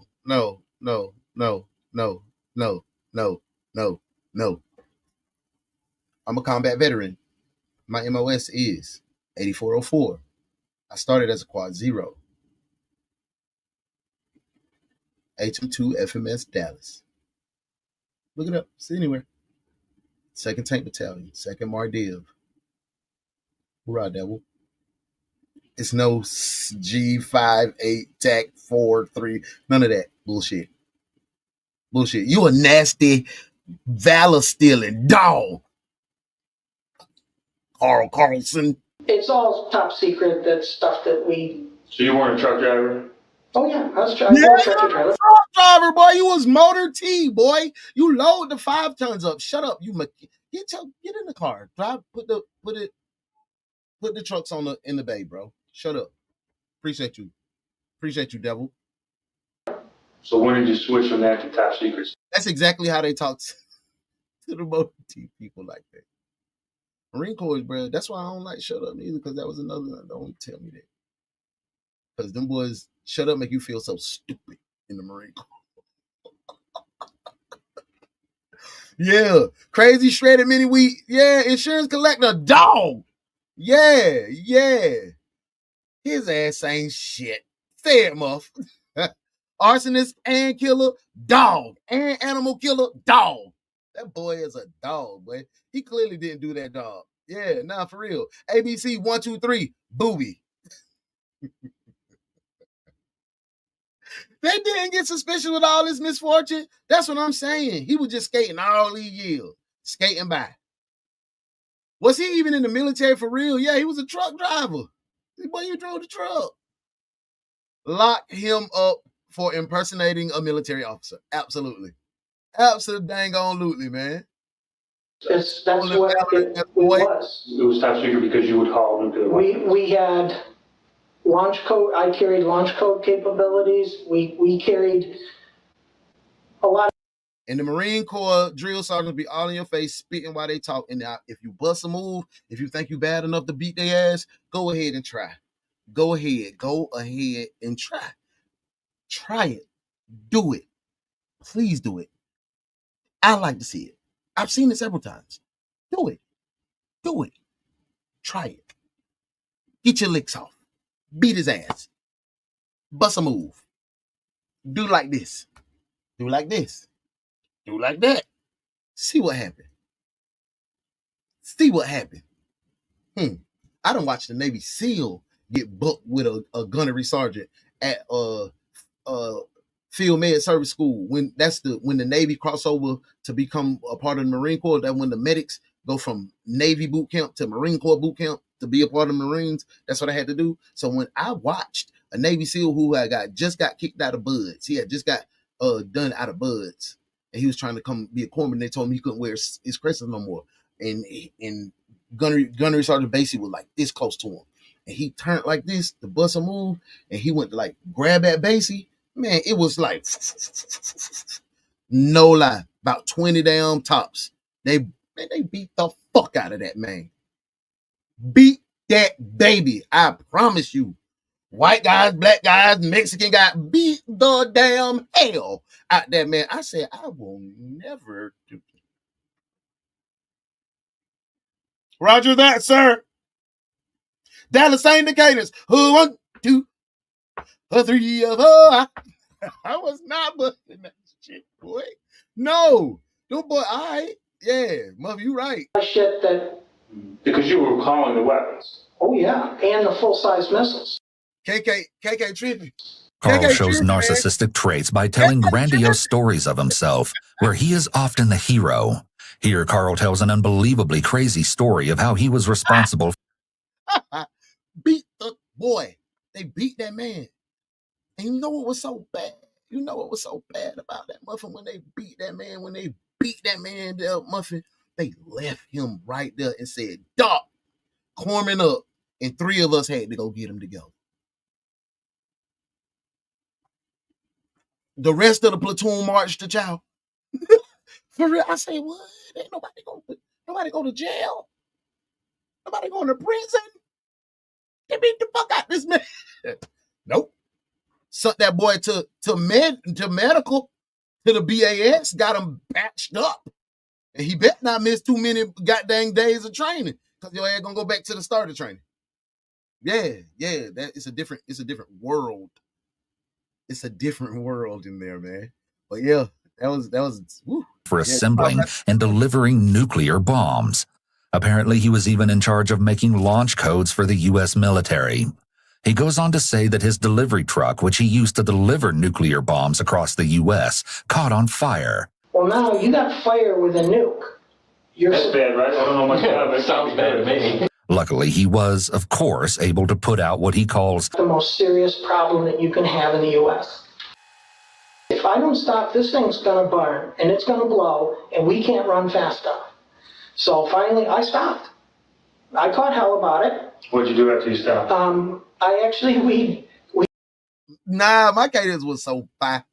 No cap. But, and they used to, that's why my voice so messed up now.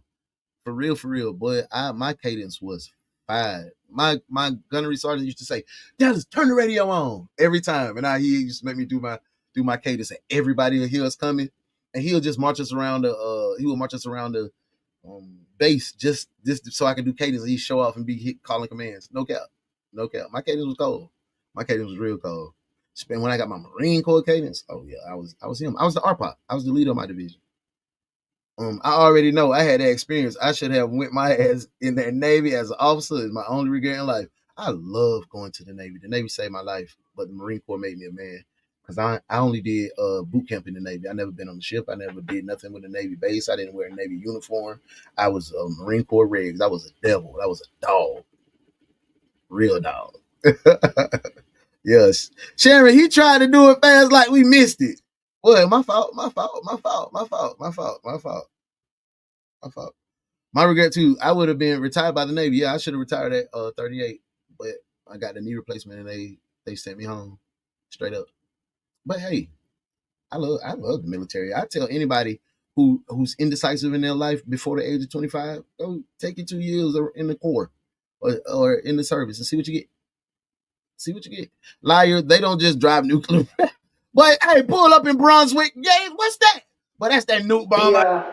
It's on my truck. No. We got the tire iron out and we unbolted the tires. We started back up, the tires fell off, and the faster I could go, the better it got. And we finally got to a launch control facility, which it looks like a hotel fenced in. They actually allowed us, for the first time, we brought out another trailer, and they actually let us move the nuke. I mean, the first thing you walk in, you learn 36 ways how to kill a guy with your bare hands, because you're hauling a nuke.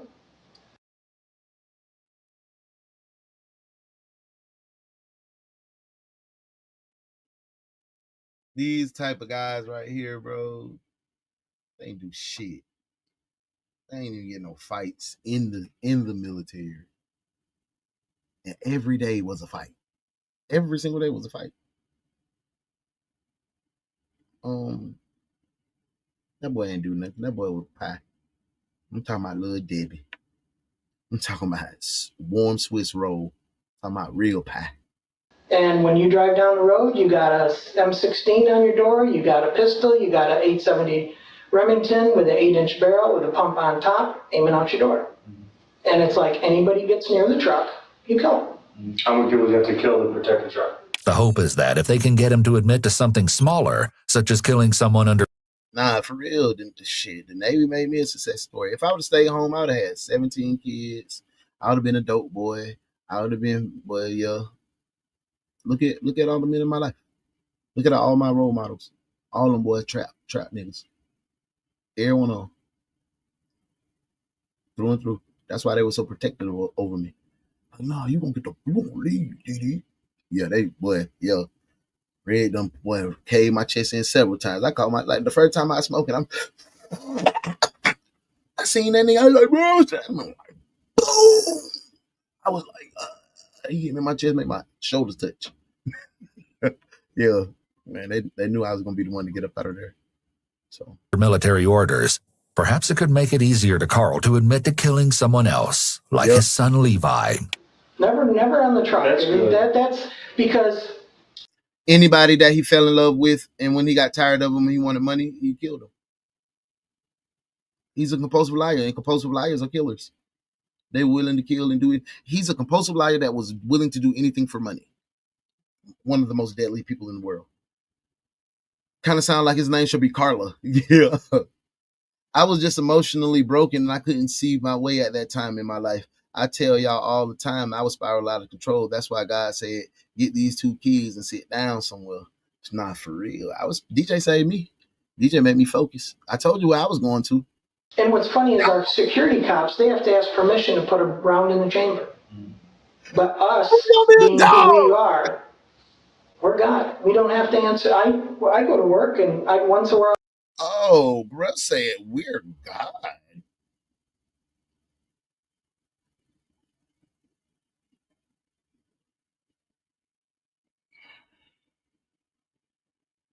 Woo.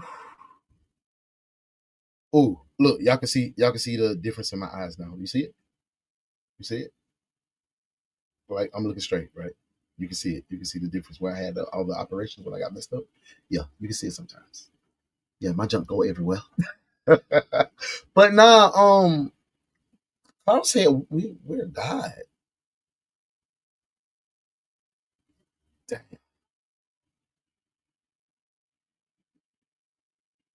Karl had an issue going on. Karl was fooled. But we gonna see Karl a little bit more tomorrow. Cause let's see, let's run up Karl list. He done got a wife, of 2 childrens. That's 3. Horse. He done burnt down the barn. That 5 crimes and insurance policies called on cash out on. How can we y'all? I know y'all cussing me out in the comments. That's why I don't even want to look over there. That's why I don't even want to look over there, because I know y'all.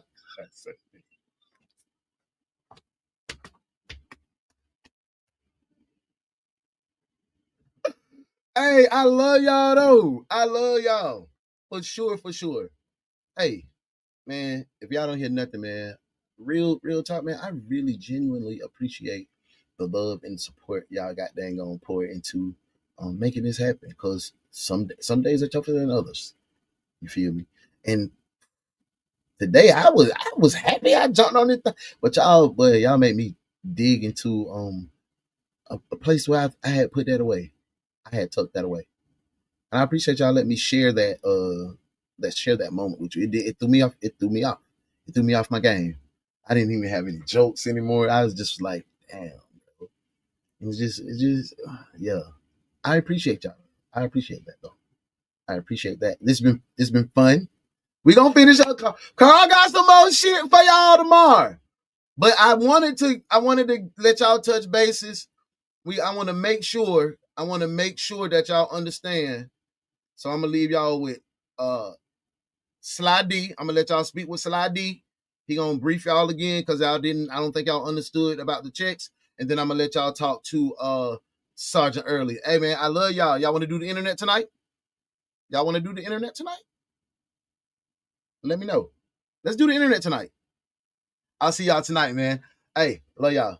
Be amazing today. Thank y'all too.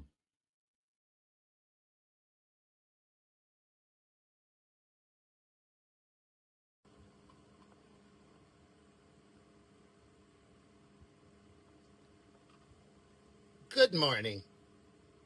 My name is Sylvester DeMonte Jenkins. Sylvester DeMonte Jenkins. And I am from the HR department of DaOnes Detective Agency. It has been brought to my attention that Uno the One has not been forthcoming with you all. He brought Officer Hansy in to discuss your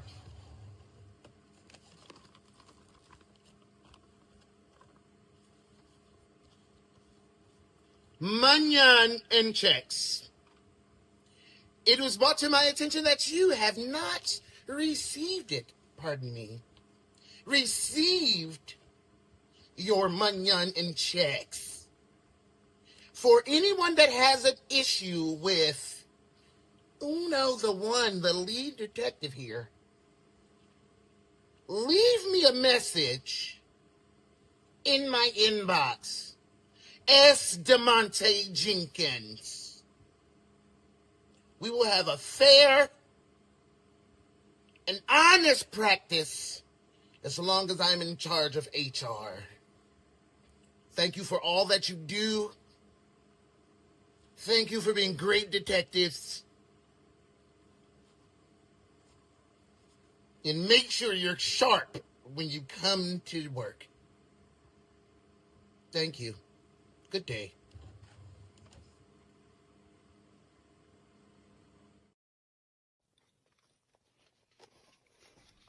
What up, Earl? Boy, you in here early. You in there stealing it, Earl? Hey, this is, Detective Early. I'm just getting the Munions and checks together. Damn, Earl, you iced up, ain't it? Don't worry, I'll have that. You got that new I'll have it out to Hellcat. you guys here. I'm in the evidence room right now. What you putting in your bag out the evidence from, Earl? I'm gonna have that out for you guys. I had spoke to corporate already. And they told me that I need to. Oh, hell no, Earl. We can get paid in 3 weeks. You don't know what you're doing. Get this situation taken care of. Can't have you guys coming to work. Look like you getting paid though, Earl. Work for free, so I got. What's all them chains around your bonuses neck? coming in too, so that's why I got a couple of these. Gucci shades? Couple of extra Ring ones on for every finger? So, got it in my bag. I'm gonna go put this in the You stealing, Earl. mail. Get that mailed out to you guys. And we ain't never getting no damn check.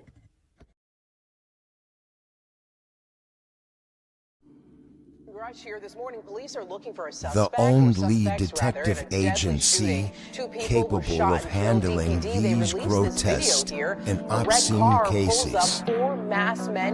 Look no further than the Ones Detective Agency, where evidence does not matter. We lock you up and figure it out later. Hey, what's up? The Ones Detective Agency, with your captain, Uno the One.